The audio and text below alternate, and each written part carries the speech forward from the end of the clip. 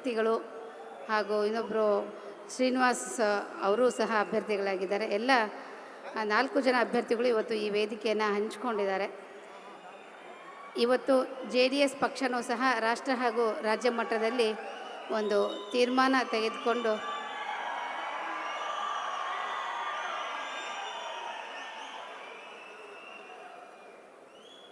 ಸನ್ಮಾನ್ಯ ಕುಮಾರ್ ಬಂಗಾರಪ್ಪನವರು ಸಹ ಈ ವೇದಿಕೆಯಲ್ಲಿ ಆಸೀನರಾಗಿದ್ದಾರೆ. ಅವ್ರಿಗೂ ಸಹ ನಾನು ಸ್ವಾಗತ ಹೇಳ್ತಾ, ನಿಮ್ಮೆಲ್ಲರ ಎದುರುಗಡೆ ಇರತಕ್ಕಂತಹ ಲೋಕಸಭಾ ಚುನಾವಣೆಗೆ ತಾವೆಲ್ಲರೂ ತುಂಬ ಅತ್ಯಂತ ಹರ್ಷಭರಿತರಾಗಿ ಇವತ್ತಿನ ಕಾರ್ಯಕ್ರಮದಲ್ಲಿ ಭಾಗವಹಿಸಿದ್ದೀರಾ. ಆಗಲೇ ಎಲ್ಲರೂ ಹೇಳಿದಾಗೆ ನಿಮ್ಮಲ್ಲಿ ಒಬ್ಬೊಬ್ಬರಿಗೆ 100 ಮತಗಳನ್ನು ಹಾಕ್ತಕ್ಕಂಥ ಶಕ್ತಿ ಇರ್ತಕ್ಕಂಥ ಮುಖಂಡರೇ ಇವತ್ತು ಈ ಸಭೆಗೆ ಬಂದಿದ್ದಾರೆ ಅಂಥೇಳಿ BY ರಾಘವೇಂದ್ರ ಅವರು ಮಾತಾಡ್ತಾ ತಮ್ಮೆಲ್ಲರನ್ನು ಉದ್ದೇಶಿಸಿ ಮಾತನಾಡಿದರು. ನಮ್ಮ ಶಿವಮೊಗ್ಗ ಜಿಲ್ಲೆಗೆ ಸಾಕಷ್ಟು ಕೊಡುಗೆಗಳನ್ನು ಅವರು ತಂದು ಕೊಟ್ಟಿದ್ದಾರೆ. ಇನ್ನೂ ತರ್ತಕ್ಕಂಥದ್ದು ಬಹಳಷ್ಟು ಇದೆ.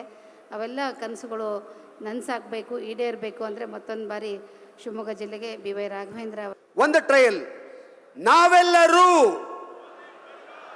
ಮೋದಿ ಪರಿವಾರ ಅನ್ನೋದು ಅವ್ರಿಗೆ ಅರ್ಥ ಆಗತ್ತೆ ಗಟ್ಟಿ ಧ್ವನಿನಲ್ಲಿ. ನಾವೆಲ್ಲರೂ ದಯಮಾಡಿ ಶಾರದಾಪುರ ನಾಯಕರು ಮಾತನಾಡಬೇಕು.